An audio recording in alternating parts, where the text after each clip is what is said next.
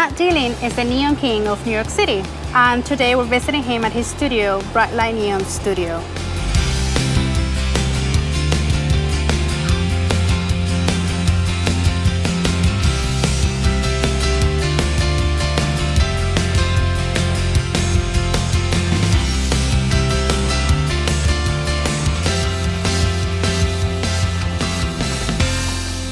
Hey, Matt. Hi, Jen. How are you? Good to see you. Good to see you too. Thank you. At 3 years old, you mentioned in an interview that you were fascinated by electricity, and you asked for a chocolate outlet cake for your birthday. How did your parents feel about this? Yeah, I don't really recall how they felt when I was 3 years old, but my mom had approached me and said, what would you like on your birthday cake? And I said a chocolate outlet and a chocolate plug. The way that energy and electricity were available to me in the natural world, and the most common way it was available to a 3-year-old was like outlets, they're everywhere. At the time you became involved with the neon world, you had been working with an electrician and then learning from the lighting sculpture artist Craig Craft. How did you go about working with him at his studio? I took a few neon workshops with Craig Craft when I was in high school. Through my previous experience doing commercial electrical work, I was actually able to provide a bit of a service because I knew how to wire things, I knew some basic code, and so I think my services were a little more useful in that context than they might have been elsewhere. So they kept me around for a few years, and great. I was able to pick up and learn a tremendous amount from being in that environment. It's art school, you go out and you do weird and crazy things because you're young and you don't know any better, and maybe it'll be amazing or maybe it'll blow up, but you're gonna try it, right? Definitely. So.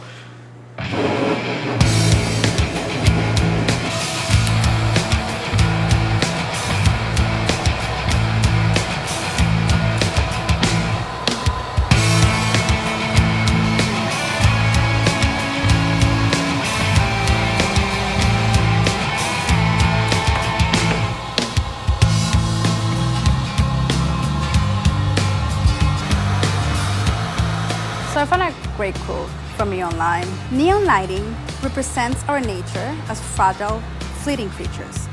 It's often a difficult, fragile, and challenging medium, and as infinite beings having ineffable experiences. Can you tell me a little bit more about that? Neon is this incredible allegory to this paradoxical existence we have, where these tubes can be created out of a very fragile and temporary medium of glass, which even in the best circumstances is somewhat limited in its lifespan.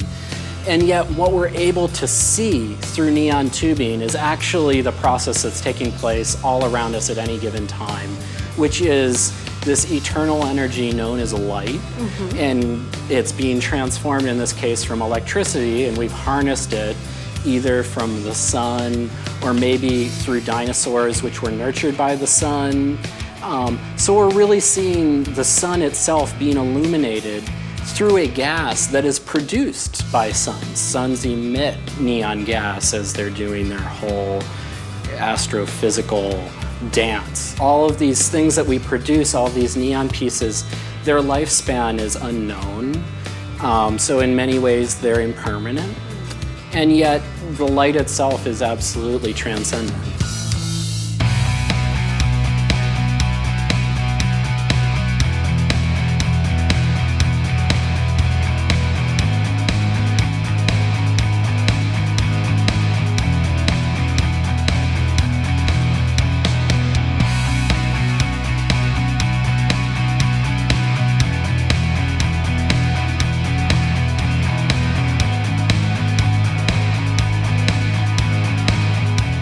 What's the biggest lesson you've learned from your clients?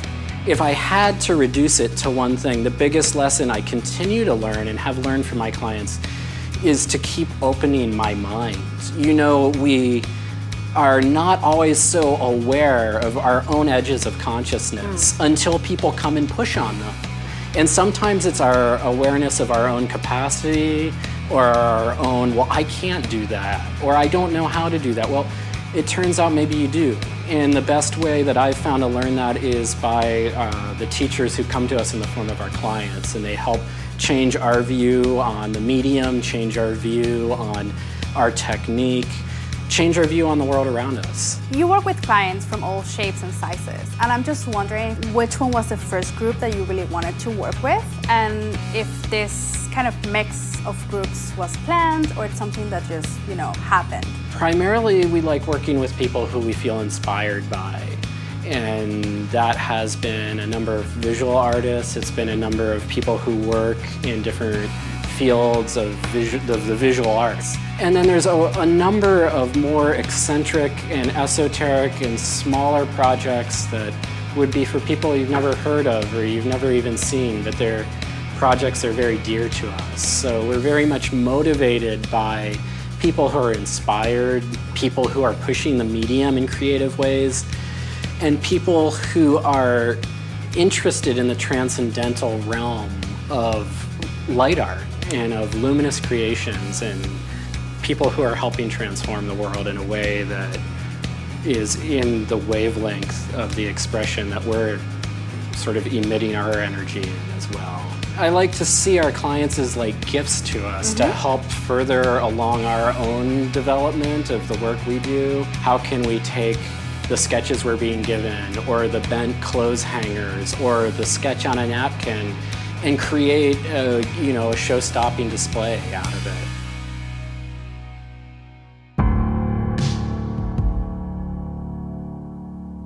I want to talk about the line of chandeliers and lamps that you create here at your studio. What's the motivation behind them? Yeah, so our first fixture that we created in 2003 was a neon chandelier, and it was because we needed light in our office. And it's something I really love about neon is that it doesn't take a lot of representation in order to convey the ineffable. When I look at your work, I can't help to just think of typography.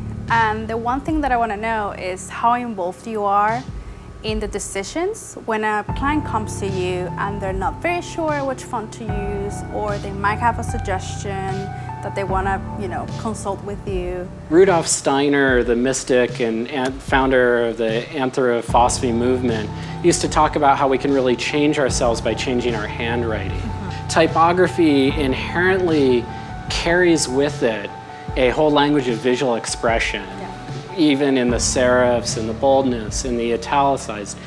And whether it's tied to our historical premise of our understanding or to just a baseline emotional response to fonts, to letter forms, they're so nuanced and they're rich. And when you put neon into the formation of them, you can create whole realms of responses just by why is that in that I hate that typeface, or oh my god, I love that, I really want to eat that ice cream. And so we love working with fonts, and we love working with the way that neon relates to typography, the way that translating something into a tube bent transforms a letter.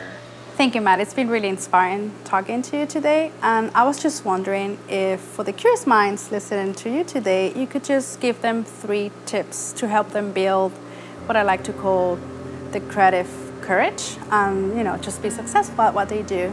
Creativity is inherently a very strong practice. Be grounded in creativity. Don't be afraid to nurture it. Spend time with it. Find your own way of expressing it and really rest in it. To follow your inspiration, to stay with what resonates with you as truth, go beyond the boundaries that other people have set place historically.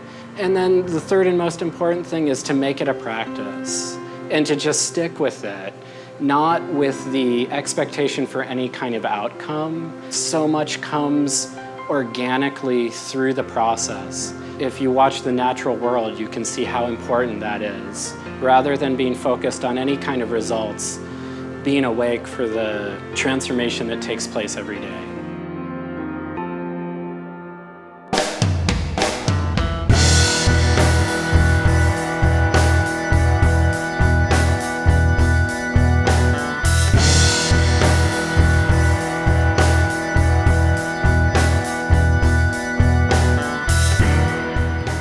skeleton walks into a bar and says, "Can I have a beer and a mop, please?" You have a little pirate jokes.